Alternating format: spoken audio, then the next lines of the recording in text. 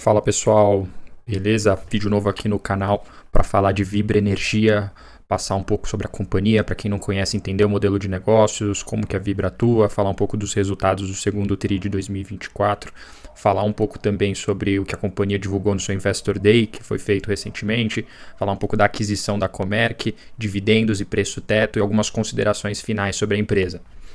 Abrindo aqui o site de RI da companhia, para quem não sabe, a Vibra Energia é a antiga BR Distribuidora, que detém todos os postos BR, antigos postos da Petrobras, que agora fazem parte do grupo Vibra Energia, tá? Que acaba sendo o core business da empresa hoje. Dentre os seus principais linhas de negócio, a gente tem a rede de postos, que são basicamente todos os postos da linha BR que a gente tem no Brasil, no modelo de revenda, tá? Onde a Vibra faz a distribuição dos combustíveis, sejam eles com base de petróleo, lubrificantes, gás natural, biocombustíveis e etc. E a revenda acaba fazendo a operação do ponto de venda e acaba vendendo para o consumidor final. Já o seu negócio de B2B é um negócio que a companhia tem hoje mais de 20 mil consumidores diretos, que incluem grandes companhias como a Suzano, grandes transportadoras e etc. Você tem também o braço de aviação, que a Vibra é líder de mercado, com mais de 60% de market share também para abastecimento de aviões. E você tem o braço de lubrificantes com a marca Lubrax, que é uma marca bastante conhecida no Brasil. Já na parte de energias renováveis, a Vibra tem a Comerc como parceiro e que a Vibra detém participação e que até realizou a compra do restante da companhia e agora passou a deter 100% do controle da Comerc. A Vibra também menciona o braço corporativo, que nada mais é que a contabilização que a Vibra faz no seu demonstrativo de resultados para as alocações em relação aos seus planos de pensão e de saúde para os ex-funcionários, aposentados e pensionistas. Aqui na estrutura societária da companhia, temos os principais braços da Vibra hoje, que a Vibra conta com um fundo de Venture Capital, que a companhia comentou e frisou bastante no seu Investor Day, que fizeram uma captação de 150 milhões e que faz investimentos em uma série de companhias que buscam aumentar a eficiência da Vibra, então trazer tecnologias novas que possam agregar para o negócio como um todo, eventualmente parceiros na parte de energias renováveis também. Eles têm também a Vem Conveniências, que é o braço que faz a operação da BR Mania, que antes tinha parceria com as lojas americanas, até dado o contexto de mercado e o que aconteceu com as lojas americanas, eles passaram a operar 100% desse projeto. E, como comentei, o braço de energias renováveis, que conta com a Comerc, e que, na verdade, hoje já passam a deter 100% de participação na companhia. E a Vibra também tem o braço de biocombustíveis com a ZEG Biogás também, que foi um investimento feito recentemente pela Vibra e que ela detém 50% de participação. E a Vibra também conta com uma participação, uma joint venture, na verdade, com a Copersucar, buscando produzir etanol, o que ajuda a verticalizar a operação da Vibra, que faz a distribuição desse etanol nos seus postos e agora entrando também numa parceria com a Copersucar para produzir o etanol. Já a composição acionária da Vibra hoje, que é um ponto bem importante de se ter no radar para entender com quem você está investindo ao decidir abrir uma posição em Vibra, a Dynamo detém 10% de participação na companhia. A Dynamo é um fundo com um histórico de rentabilidade espetacular, um time de gestão bastante renomado. E já o fundo de Samambaia, do grande investidor Ronaldo César Coelho, também tem uma participação bastante relevante, de quase 9%. O fundo de pensão do Banco do Brasil, a Previ, detém 5%. E a BlackRock, que é um fundo gringo, que tem aí mais de $1 trilhão sob gestão ao redor do mundo, também tem uma participação bastante relevante na companhia. E lembrando que a Vibra hoje é uma corporation, o que significa que a Vibra ela não tem nenhum controlador definido, tá? Que isso é um ponto de atenção, porque muitas vezes você pode acabar encontrando alguns conflitos de interesse com o time de gestão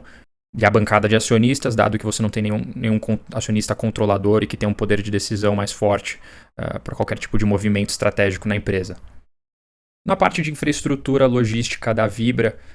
hoje, a companhia conta com mais de 8 mil postos de serviço em todos os estados do Brasil, 92 unidades operacionais em todos os estados, atuação em 10 portos brasileiros, presença em 2.300 municípios e é a única distribuidora presente em todos os estados. Então, é a distribuidora de combustíveis com maior market share do mercado hoje, com uma participação em todos os estados do Brasil, que é algo bastante interessante.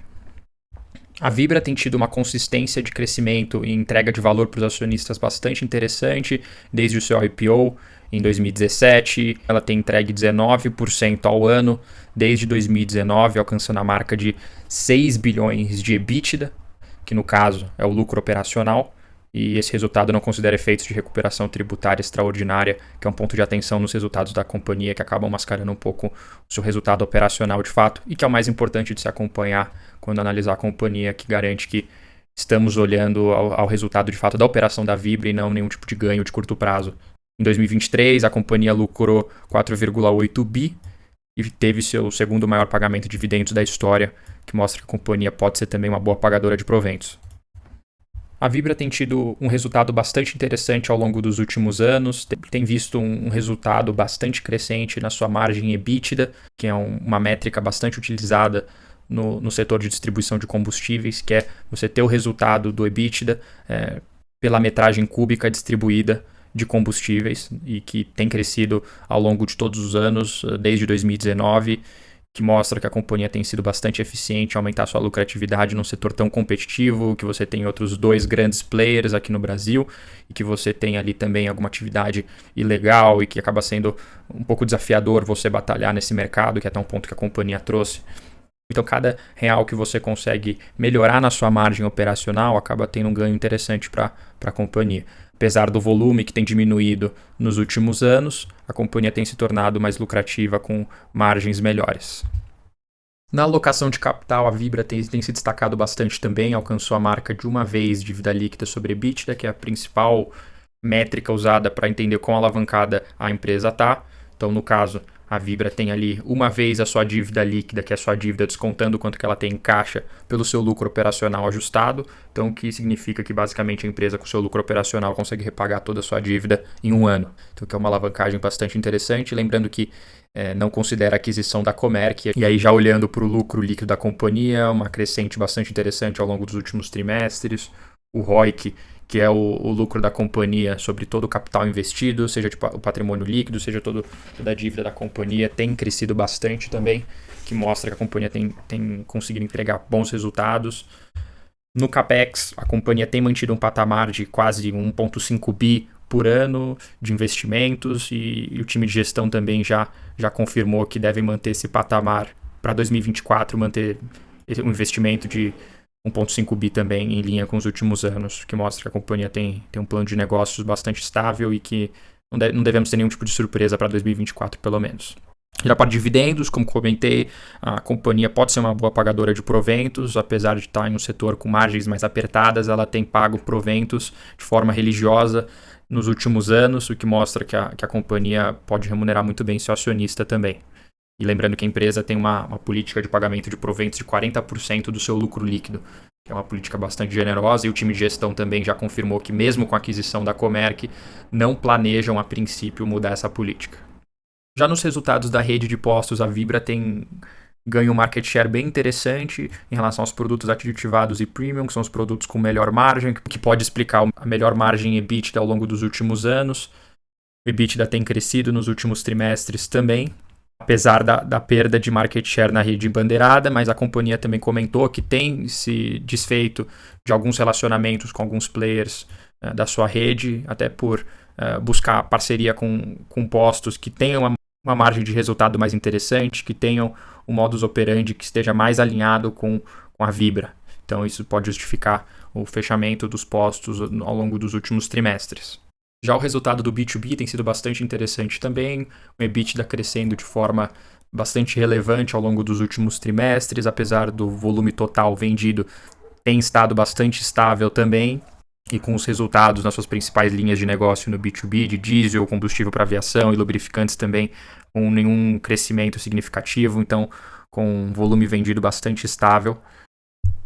Sobre a Comerc, a companhia atua em todo o Brasil, com as suas usinas fotovoltaicas e eólicas. Os parques eles estão hoje em São Paulo, Minas Gerais, Bahia, Pernambuco, Rio Grande do Norte. Então a companhia tem uma diversificação bastante interessante ao redor de uma série de estados do Brasil. Hoje tem uma operação com 2,1 gigawatts de geração renovável, já em operação, com contratos reajustados pela inflação e com duration médio de 19 anos, o que garante uma certa estabilidade para a companhia ao longo dos anos, dado que você já tem essa energia contratada e tem uma margem EBITDA bastante elevada também, na casa dos 74%. Sobre a operação da comercializadora da Comerc, ela já conta com 23 anos de história, com resultados positivos ao longo dos seus anos e conta com 643 milhões de net present value dos seus contratos de energia, que é o valor presente do resultado desses contratos da comercializadora, que mostra que ela tem uma capacidade de geração de valor interessante, até pelo fato do crescimento do seu lucro bruto ao longo dos anos. Né? Em 2015, a companhia teve um resultado de 84 milhões e que em 2024 chegou a atingir 216 milhões de lucro bruto, que mostra que a companhia tem sido bastante consistente, até mesmo no seu negócio de comercialização de energia. Sobre a alocação de capital de ambas as companhias, após a aquisição da Comerc, a alavancagem da Vibra sobe dentro da operação da Vibra, dado o pagamento do valor remanescente da Comerc, e a Comerc, que é uma companhia extremamente alavancada, dado todo o investimento que foi necessário para adquirir todos esses parques de energias renováveis, que hoje conta com uma alavancagem de 7,6 vezes, a companhia unificada com a Comerc já vai passar a ter uma alavancagem relativamente elevada, de 2,3 vezes, mas que, segundo a companhia, não deva trazer problemas para o pagamento de dividendos ao longo dos próximos anos, até porque a alavancagem não é alta, é uma alavancagem bastante controlada por um negócio resiliente e estável, como é o caso da operação da Vibra, o core business de distribuição de combustíveis. Falando sobre dividendos, preço teto e programa de recompras da Vibra, hoje eu enxergo que a companhia não está cara, porém está acima do meu preço teto, então não faço novos aportes na companhia nesse preço. O meu preço teto eu calculei com base na remuneração de proventos dos últimos anos e a perspectiva de pagamentos para 2024, e com base no que os analistas do BTG enxergam para pagamento de proventos nesse ano de R$ 1,37 por ação, a companhia deve pagar um dividend yield de 5,32% com base nas cotações atuais, o que nos dá um retorno ao acionista baixo. Porém, a companhia tem um programa de recompra em aberto e que pode nos dar um retorno superior com base no pagamento dos proventos e a remuneração com base na recompra das ações. A companhia tem a capacidade de recomprar até 10% das ações totais da companhia. Então, caso a companhia faça a recompra de metade desse percentual ainda esse ano e metade no ano que vem, a gente pode estar falando ali de cerca de 5% em ambos os anos de retorno em adição ao retorno dos dividendos. Claro que não é garantido que o time de gestão vai decidir por efetuar a recompra das ações, dado que é mais interessante para o acionista que seja feito quando as ações estão baratas. Então vai depender muito da perspectiva do time de gestão e dos controladores da Vibra. Mas é claro que temos que considerar as recompras no retorno total ao acionista, e é como é feito nos Estados Unidos, que você tem a tributação do dividendo e que a forma mais eficiente de você remunerar o acionista é fazendo a recompra, dado que o dividendo tem essa ineficiência tributária. Sobre perspectiva de resultados da Vibra em 2024, o time do BTG enxerga que a companhia deve lucrar cerca de 3 bilhões de reais em 2024, o que nos dá um preço sobre lucro projetado para 2024 de cerca de 9,5 vezes, o que fica abaixo das médias históricas da companhia de 10,5 vezes, o que pode dizer que a companhia tenha um certo desconto em relação às suas médias históricas. É claro que nada garante que a companhia vai voltar a negociar nas suas médias, mas é algo que pode indicar que a companhia ainda tem algum tipo de desconto em relação a cotações passadas. Em resumo, hoje a Vibra negocia acima do meu preço teto, o que significa que não farei novos aportes nesse momento, o que não significa que eu acho que a empresa é ruim, nada disso. Eu acho que é uma excelente empresa com uma série de vantagens competitivas em relação ao mercado e seus principais competidores. Eu acredito que o setor tem uma série de barreiras de entrada e é uma companhia que eu considero que tem uma altíssima qualidade no time de gestão e no seu modus operandi, mas que no preço certo eu ficaria extremamente interessado em efetuar um aporte sem dúvida alguma. Hoje, uma série de bancos tem recomendação de compra para as ações da Vibra e com preços-alvo acima dos patamares em que ela negocia hoje. No caso, o BTG tem recomendação de compra das ações da Vibra por R$ 34,00, XP a R$ 33,00, o Itaú BBA R$ 34,00, o que significa que os bancos enxergam que as ações da Vibra estão baratas e que podem ter algum tipo de margem de segurança para a compra dos investidores com base numa análise de fluxo de caixa descontado, Então, que é uma outra metodologia também usada para precificação de ações. Olhando para frente, alguns pontos que são importantes de se ter no radar no caso da Vibra. Em 2029, a Petrobras vai decidir de renovar ou não com a Vibra em relação à marca BR dos postos, e o time de gestão da Vibra já anunciou que caso a Petrobras não queira renovar os seus contratos, que não seria um problema para o time de gestão, dado que a Vibra sem problema algum conseguiria trabalhar com a marca Vibra nos seus postos e manter a competitividade. Mas claro que a preferência é em manter a marca BR, dado que já tem toda a sua capilaridade no mercado brasileiro. E sobre a alocação de capital pós-aquisição da Comerc, importante termos no radar como o time de gestão vai tratar a remuneração dos proventos, dado que a alavancagem da Vibra vai subir muito após a aquisição da Comerc, que é uma companhia que tem hoje 7,6 vezes a alavancagem. Então é preocupante nesse sentido, mas que tem um lucro operacional bastante elevado e que a expectativa do time de gestão é que os próprios lucros da Comerc consigam repagar essas dívidas de forma bastante consistente ao longo dos próximos anos. Espero que tenham gostado do vídeo, pessoal, e qualquer ponto adicional, sugestão para novos vídeos, feedback, deixe nos comentários. Se gostou do vídeo, deixe um like para ajudar. Eu agradeço muito a audiência de todos, um forte abraço.